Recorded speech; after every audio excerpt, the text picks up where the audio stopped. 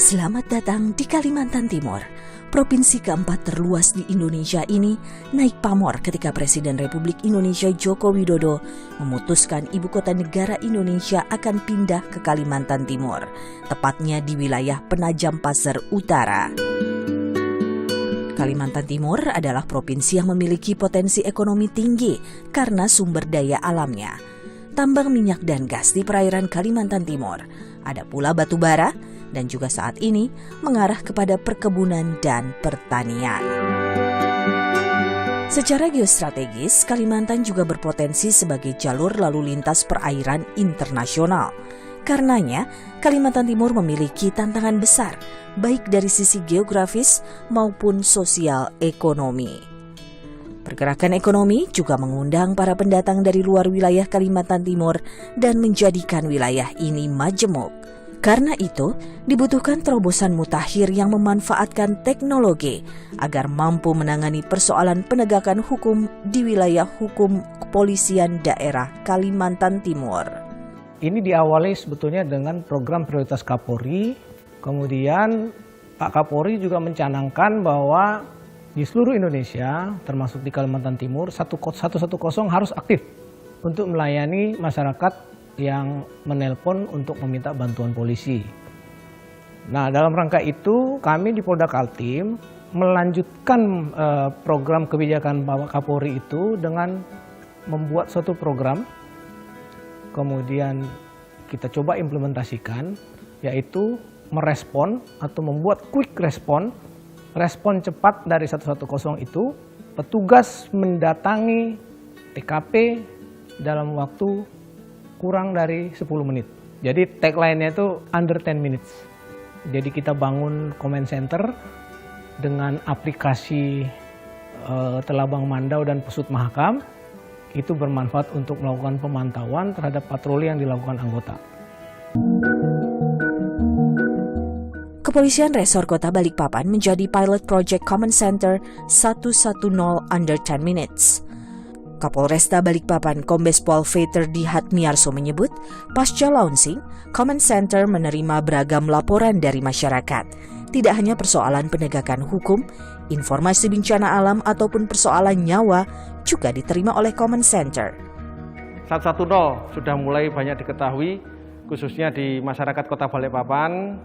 Ini kita sudah siapkan sejak bulan Maret 2021. Sesuai dengan program prioritas Kapolri, Bapak Jenderal Polisi Dr. Andes Listio Sigit Prabowo, dalam hal penetapan kinerja pemberantasan Kamtipmas dan perubahan teknologi kepolisian modern era Polis 4.0.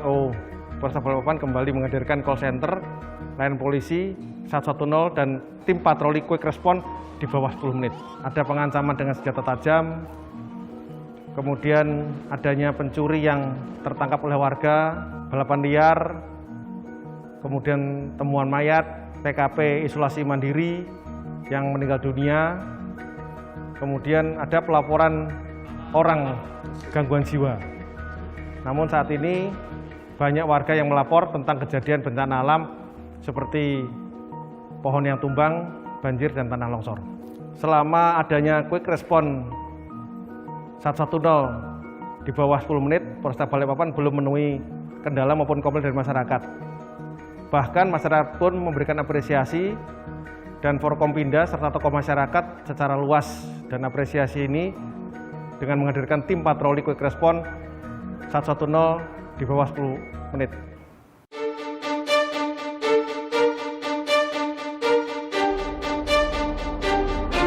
Common Center 110 Polresta Balikpapan berada di bawah komando Kepala Satuan Samapta Bayangkara. Call Center 110 Polresta Balikpapan juga membentuk tim Quick Response 110 under 10 minutes dengan bekerja cepat dan efisien, di mana polisi datang dalam waktu kurang dari 10 menit. Tim Quick Response 110 under 10 minutes disebar dalam 10 beat yang sudah dibentuk. Masing-masing beat terdiri dari 3 shift, dan setiap shift ada 3 orang yang diawaki personel Polresta Balikpapan yang tersebar di 6 kecamatan dan 34 kelurahan. Petugas beat patroli ini juga dilengkapi dengan peralatan kepolisian lengkap serta kendaraan dinas roda 2 dan roda 4 setiap bitnya. Dengan peralatan dan kendaraan ini, setiap petugas bit patroli akan merespon dengan cepat setiap laporan dan informasi yang diterima dari masyarakat dengan waktu di bawah 10 menit. Tak hanya itu, setiap petugas bit patroli yang bertugas selalu dipantau melalui Command Center Polresta Balikpapan melalui aplikasi Telabang Mandau. Di samping melalui layanan 110, masyarakat juga bisa melakukan pelaporan melalui aplikasi Pesut Mahakam yang dapat di-download melalui Play Store di gawai Android dan App Store di gawai iPhone.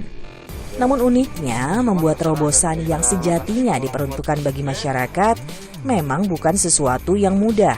Belum lagi jika masyarakatnya belum paham pentingnya kecepatan untuk menjangkau lokasi yang membutuhkan bantuan.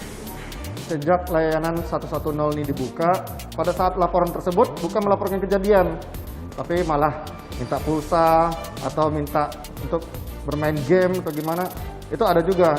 Terus laporan seperti dari orang dewasa, ya beberapa kejadian melaporkan ada kecelakaan, tapi setelah kita datangi TKP, semuanya nihil. Tapi kita tetap dengan adanya laporan masyarakat tersebut, walaupun itu prank, kami dari Polresta Balikpapan tetap melayani masyarakat apapun yang terjadi. Tujuan dari kita membentuk Food Response 110 ini adalah di mana kehadiran polisi itu sangat betul-betul dirasakan oleh masyarakat. Memang tidak semua kejadian tersebut bisa diselesaikan oleh kepolisian. Tapi dengan masyarakat melapor kepada kepolisian melalui layanan 110, dengan kehadiran anggota polisi, mereka terutama sekali merasa tenang dengan kehadiran polisi. Seperti kita umpamanya ada laporan masyarakat temuan ular, kita mendatangi TKP, kan tidak bisa kita langsung menyelesaikan permasalahan tersebut. Kami langsung koordinasi dengan BPBD, di mana BPBD juga memiliki ada pawang ular. Jadi dengan mereka lah bisa untuk melakukan penangkapan terhadap ular ini. Yang penting intinya kecepatan kita mendatangi TKP. Setelah kita mendatangi TKP, masyarakat akan merasakan nyaman dan tenang. Ya walaupun kita sama-sama takut ibaratnya, tapi dengan kita sama-sama di sana, anggota merasa tenang dengan kehadiran anggota kepolisian. Kapolda Kalimantan Timur Inspektur Jenderal Polisi Heri Rudolf Nahak menyebut, di masa depan, ia menargetkan Command Center bisa berlaku menyeluruh di kepolisian daerah Kalimantan Timur, agar polisi bisa senantiasa hadir bagi masyarakat. Jadi kami membuat bentuk tim pelayanan, yaitu mengevakuasi jenazah COVID-19 yang meninggal pada saat isoman di rumah.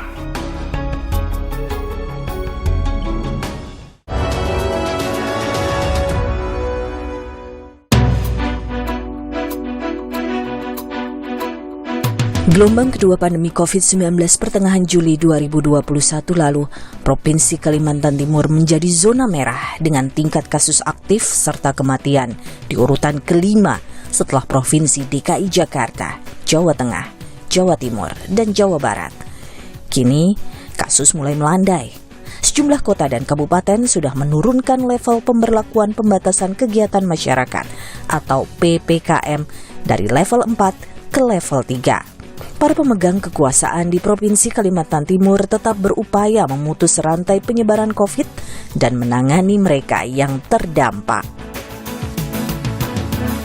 Sama-sama dengan semua stakeholders, TNI, Polri, kemudian pemerintah, sesuai dengan strategi yang ditetapkan, bahwa ada 3 hal utama yang kita lakukan. Yang pertama adalah melakukan pencegahan di hulu. Pencegahan di hulu ini dilakukan dengan lakukan sosialisasi dan edukasi kepada masyarakat untuk taat pada protokol kesehatan. Di samping sosialisasi dan edukasi, kita juga bahkan melakukan penegakan hukum dengan melakukan operasi justisi. Ya, operasi justisi ini juga sama dalam rangka menegakkan disiplin masyarakat dalam melaksanakan protokol kesehatan. Kemudian dalam rangka mencegah, tentu saja kita mendukung upaya yang selama ini dilakukan pemerintah melakukan vaksinasi. Memang yang menjadi persoalan bagi kami adalah jumlah vaksinasi. Sementara saat ini, itu animo masyarakat untuk divaksin itu sudah semakin baik. Masyarakat meminta dan menunggu Polri, TNI, dan pemerintah untuk mampu menyiapkan vaksin dengan cepat sehingga kita bisa dengan cepat juga menciptakan herd immunity yang diharapkan. Kemudian yang kedua adalah kita tetap akan melakukan testing dan tracing. Testing dan tracing ini kita galakkan dengan melibatkan Babin Kamtibmasnya Polri, Babinsanya TNI untuk melakukan tracing. Kemudian yang ketiga tentu saja adalah treatment. Treatment ini sekali lagi kalau kita bicara treatment berarti kita bicara rumah sakit. Bicara rumah sakit berarti bicara BOR. Ketersediaan tempat tidur baik itu untuk ICU maupun untuk perawatan. Kemudian tentu saja juga kita bicara ketersediaan oksigen, ketersediaan obat, vitamin, kemudian juga berkaitan dengan tenaga kesehatan dan lain-lain. Salah satu wilayah yang masih merah di Kalimantan Timur adalah Kota Samarinda. Ibu kota Provinsi Kalimantan Timur ini pada Juli 2021 lalu bahkan menunjukkan kondisi yang memprihatinkan. Waktu itu tingkat ketersediaan bor sudah sangat tinggi, di mana menyentuh angka 98%. Ini tentunya mendapat perhatian khusus dari pemerintah Kota Samarinda untuk melaksanakan langkah-langkah. Forkopimda berkumpul bersama untuk mengantisipasi ini. Di antaranya adalah kami sesuai dengan Kemenkes, tempat-tempat IGD juga ditambah, tempat-tempat rumah sakit, tempat tidur juga bertambah. Akhirnya semua merasa tertangani. Di mana juga pemulasaran itu juga sudah dilatihkan oleh para dokter senior di Rumah Sakit AWS sehingga bisa dilaksanakan di tingkat puskesmas agar mempercepat pemulasaran dan tidak lagi ke rumah sakit yang terpusat di AWS, namun bisa dilaksanakan di puskesmas dan langsung dimakamkan segera. Untuk mengatasi kondisi yang parah, di mana banyak korban COVID-19 meninggal dunia saat isolasi mandiri di tempat tinggalnya, maka tim Inavis dan sejumlah relawan berinisiatif membantu para korban dengan memulasarakan hingga memakamkannya. Untuk unit Inavis sendiri di masa pandemi ini memang mereka tugasnya padat ya. Evakuasi jenazah, mereka juga sekarang dibebankan oleh operasi kemanusiaan. Yang dimana Samarinda ini sekarang pada waktu kemarin untuk COVID agak meningkat sehingga mereka kita tugaskan juga untuk mengantar jenazah ke pemakaman. Inavis sendiri ini sudah mempunyai jaringan ya, karena mereka ada relawannya sudah ada 10 orang ya untuk relawan Inavis. Kemudian juga mereka sekarang tergabung dengan unit-unit lain seperti Damkar, kemudian di grup-grup WA terkait dengan masyarakat, itu semua mereka tergabung semua. Sehingga apabila ada laporan-laporan terkait penemuan mayat, pasien yang sakit COVID, itu mereka langsung meluncur ke TKP. Di lapangan, tim Inavis dan para relawan sepertinya memang sudah mengetahui bagaimana pembagian tugasnya, sehingga penanganan cepat dilaksanakan. Kami dari unit Inavis mempunyai tim relawan Inavis yang terdiri dari relawan-relawan ada di Kota Samarinda. Untuk Juli kemarin waktu kita evakuasi di bulan yang lalu memang berbeda dengan tahun yang lalu. Untuk yang tahun sekarang ini lebih banyak. Kita sempat di bulan Juli itu 2021 berjumlah 31. Dan itu jumlah makin menambah dan kami bersama PMI Kota Samarinda berniatkan secara ikhlas untuk melakukan pemakaman ke Serayu. Jadi kami membuat bentuk tim pelayanan yaitu mengevakuasi jenazah COVID-19 yang meninggal pada saat isoman di rumah. Dan kita bawa ke Rumah Sakit AWS Sarani untuk dilakukan pemusarahan ke Serayu, Kota Samarinda. Yang kedua, kami menjemput warga Kota Samarinda yang terpapar COVID-19 pada saat kritis, yang mana membutuhkan kendaraan ambulan, yang mana kegiatan ini tidak saya pungut biaya, gratis. Kerja pemulasaran hingga pemakaman adalah kerja lintas instansi yang terorganisir. Kekompakan tim tampak terjaga. Mereka satu sama lain menghargai tugas masing-masing. Tujuan kita terbentuk itu untuk memperlancarkan jalannya ambulan dari rumah sakit ke pemakaman. Sebagai driver, kemudian teman-teman relawan yang lain memang sudah kita tugaskan untuk membantu proses pengangkatan peti dan juga di lapangan membantu proses desinfeksi. Kita masih bisa melakukan ya, walaupun ada beberapa teman-teman mendapatkan peti yang memang cukup besar, tapi kadang-kadang kita juga karena bersama ya, sehingga 6-5 orang yang melakukan pengangkatan sehingga semua bisa teratasi.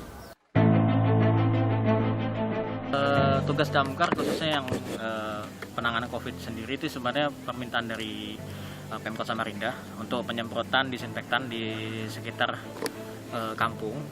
Rombongan paket lah bahasanya jenazah ini masuk, warga ini sempat mungkin merasa takut fobia, jadi minta dulu masih gencar-gencarnya penyemprotan disinfektan. Jadi Dinas Pemadam Kebakaran ditunjuk untuk melakukan penyemprotan di seputaran wilayah Serayu.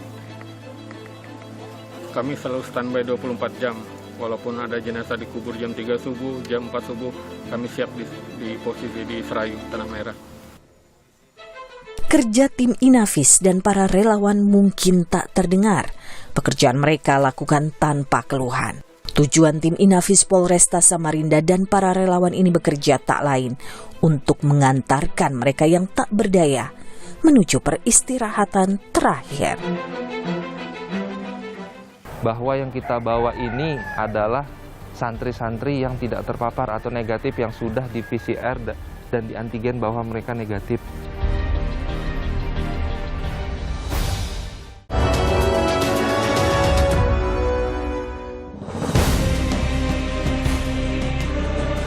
Kalimantan Timur dikenal dengan julukan Banua Etam.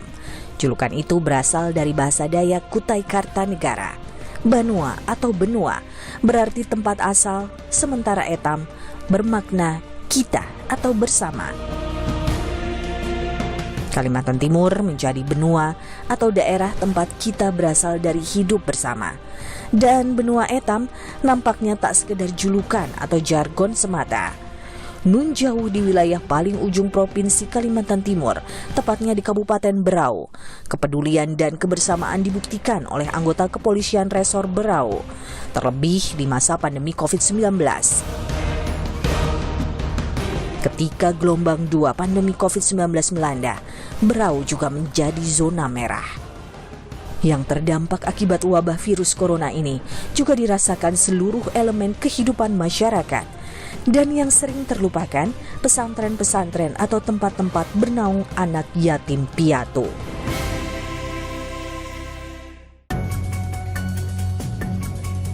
Kapolres Berau AKBP Anggoro Wicaksono mengungkapkan sejumlah upaya dilakukan untuk meredam laju penyebaran COVID-19 dan membantu masyarakat yang terdampak. Bahwa saat ini pandemi COVID masih terus berlangsung, beberapa hal terkait menyangkut masalah penanganan COVID masih terus kita laksanakan, dari operasi justisi, kemudian pemberian bantuan sosial kepada masyarakat setiap hari, kemudian ke internal juga kami laksanakan kegiatan pemberian reward and punishment kepada anggota yang berprestasi maupun yang melakukan pelanggaran. Kemudian ada juga satu hal yang kami laksanakan, yang kami namakan program Jumat Berkah dan Minggu Berkat. Hal ini kita laksanakan kepada seluruh masyarakat, khususnya untuk tempat ibadah yang mungkin masih memerlukan bantuan, mengingat kondisi sulit sekarang ini. Ini kita laksanakan salah satunya dengan melaksanakan perintah dari pimpinan, dari atas, dari pemerintah, menekankan adanya isolasi terpusat. Isolasi terpusat ini sudah kita bentuk di beberapa tempat dan masih terus berlangsung dengan menggandeng pihak swasta. Jadi kegiatan ini kita laksanakan tujuannya adalah untuk menghindari apabila ada warga masyarakat yang isolasi mandiri dan meninggal di rumah. Kemudian di samping itu juga kegiatan-kegiatan yang kita laksanakan, kami juga memberikan bantuan yang kepada masyarakat dalam bentuk apabila pemerintah membutuhkan bantuan dalam hal pemakaman jenazah COVID, kita juga terus laksanakan. Pentingnya isolasi mandiri terpantau diyakini mampu memutus mata rantai. Dan ini juga berlaku pada masyarakat lapisan manapun yang terdampak, termasuk anak yatim piatu yang saat ini berada di yayasan-yayasan panti asuhan ataupun pesantren. Untuk memutus mata rantai, atas inisiatif pribadi Brigadir Polisi Apriliando merelakan rumahnya untuk tempat isolasi mandiri bagi anak-anak yatim piatu. Anak-anak yang sakit tetap dirawat di pesantren atau yayasan dengan pantauan tenaga kesehatan. Sementara anak-anak yang sehat dialihkan ke tempatnya dan diurus layaknya putra-putrinya sendiri. Pertama kali itu ada informasi daripada Pak Ustadz yang informasikan bahwa ada beberapa santri yang terpapar virus dari mulai 1 orang naik ke 4, 7, 12. Supaya tidak menambah lagi, menularkan ke para santri yang lain, akhirnya pihak yayasan sempat bingung mau kemana, mau ditaruh tempat warga juga takut. Akhirnya memberikan informasi kepada saya dan saya muncul secara tiba-tiba, oh Pak, kebetulan saya ada hunian atau rumah yang sementara, kalau mau berkenan seadanya boleh. Dan dari pihak yayasan menerima, langsung bisa memindahkan ke rumah ini. Yang terpapar COVID tetap di yayasan, untuk yang kita antigen atau PCR negatif kita tarik untuk keluar sementara supaya tidak lagi penambahan yang terdampak COVID ini, Bu. Pendekatan terhadap warga sekitar juga dilakukan agar keberadaan anak-anak yatim piatu ini bisa diterima. Alhamdulillah kita sudah sampaikan dari kepala kampung sampai warga sekitar bahwa yang kita bawa ini adalah santri-santri yang tidak terpapar atau negatif yang sudah di PCR dan di antigen bahwa mereka negatif. Dan alhamdulillah warga sekitar menerima. Bahkan menyupport, kadang-kadang mereka juga memberikan makanan, bahkan ada sampai memberikan 1 ekor kambing untuk konsumsinya santri di sini. Agar tak terputus mengaji dan belajarnya, Brigadir Polisi Apriliando juga merogoh koceknya sendiri untuk menyediakan jaringan internet dan menyediakan kebutuhan sehari-hari mereka selama berada di tempatnya tinggal. Kemarin itu sempat dana pribadi, tapi ada juga dari masyarakat yang membantu. Dari pimpinan juga Pak Kapolres juga sangat mendukung sekali. Kadang juga menyumbangkan beberapa sembako dari warga, dari instansi Bapak Kapolres sangat membantu memberikan sembako. Jadi dari saya dan Pak Ustadz sangat berterima kasih. Untuk kegiatan seperti biasa karena belajar juga masih menggunakan online, daring, tetap belajar dari sekolah tetap, pengajian tetap, ceramah dari Pak Ustadz tetap berjalan. Jadi untuk belajarnya tetap dilakukan seperti biasa, tidak ada perubahan. Jumlah anak-anak yatim piatu yang datang untuk bernaung di tempat tinggal anggota Satuan Lalu Lintas Polres Berau terbukti mampu memutus rantai penyebaran COVID pada kalangan anak-anak. Pertama kan yang kena itu 4, kita pisahkan, kita tidurkan di belakang. Terus sambil menunggu alat, kita cari tempat, Bu. Kita hubungin para donatur untuk sedia untuk menempatkan untuk yang negatif itu. Selanjutnya datang alat lagi 2 hari, kita tes rapid untuk yang perempuan, langsung naik jadi 12.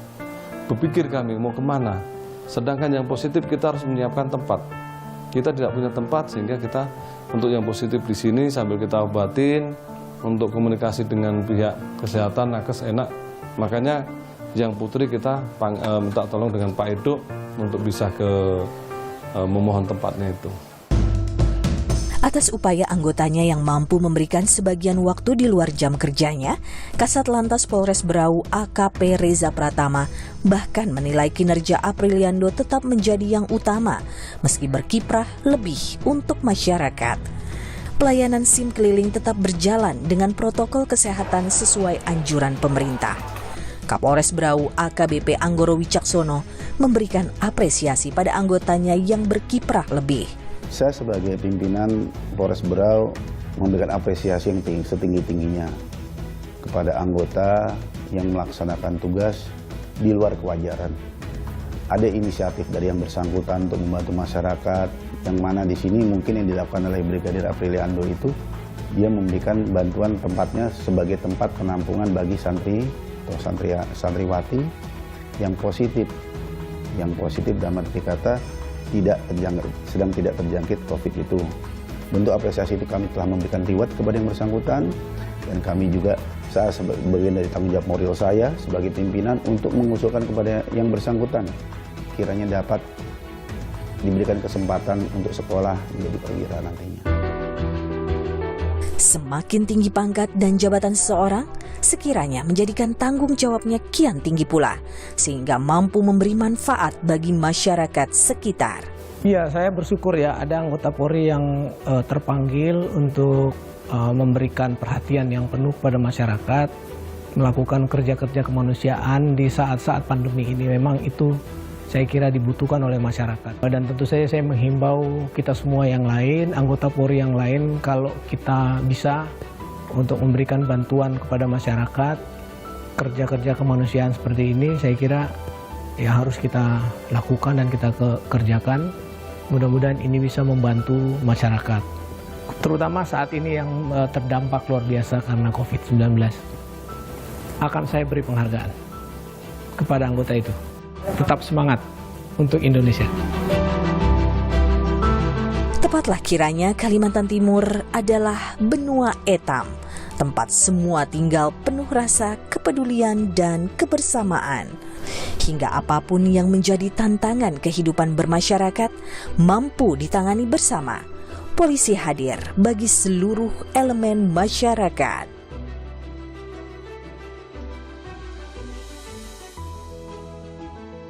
Jalannya siapa yang setor tadi? Siapa yang belum setor?